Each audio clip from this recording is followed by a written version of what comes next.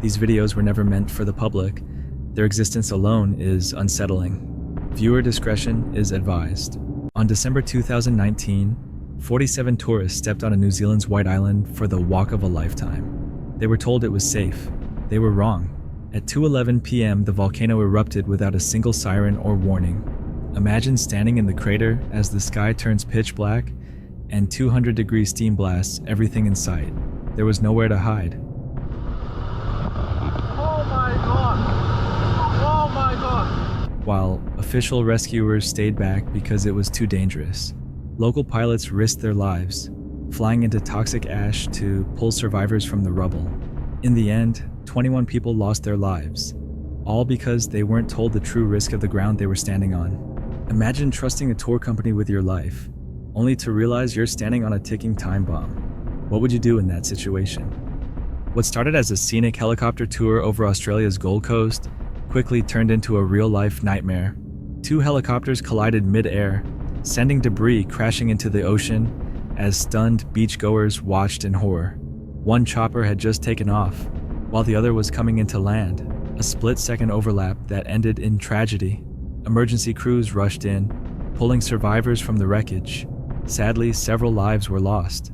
Now, investigators are combing through flight data and radio logs, trying to understand how such a catastrophic accident could happen.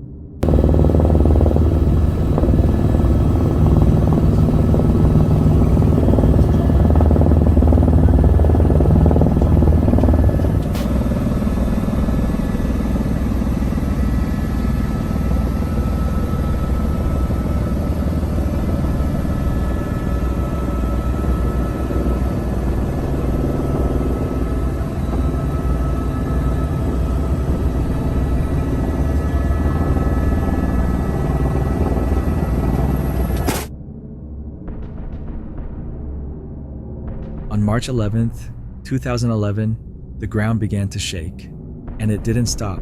A massive 9.0 magnitude earthquake ripped through the country of Japan, cracking roads, collapsing buildings, and plunging entire cities into chaos.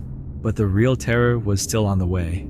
Out in the ocean, the sea was rising. Moments later, towering tsunami waves rushed toward the coastline at terrifying speed.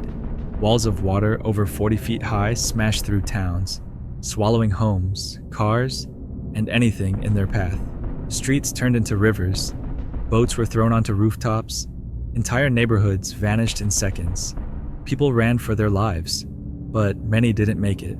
As if the destruction wasn't enough, the disaster triggered something even more dangerous: a nuclear meltdown at the Fukushima power plant.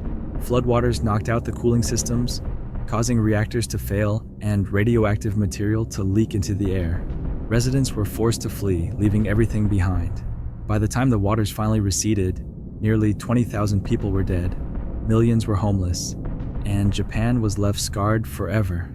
The 2011 tsunami wasn't just a natural disaster, it was a reminder that when nature strikes, there's nowhere to hide.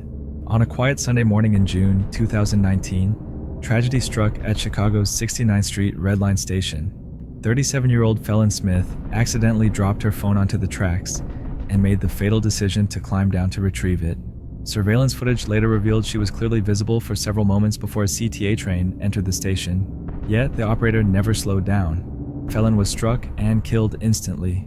An investigation revealed the train operator had violated multiple safety protocols and was distracted at the time of the incident. The CTA ultimately fired the operator, citing gross negligence that led to a preventable death. On August 7th, 2016, 10-year-old Caleb Schwab visited Schlitterbahn Water Park in Kansas for a day of summer fun.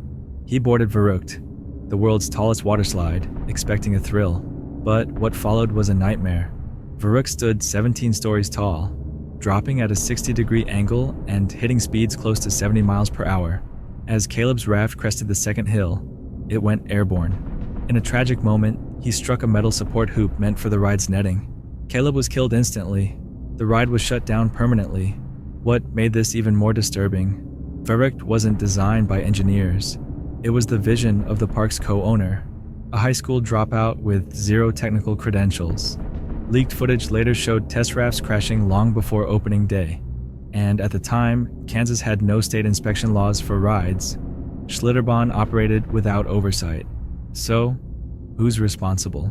The park for building a thrill ride without proper safety? Or the state for the turning a blind eye? Either way, one thing is clear. This record-breaking slide should never have opened.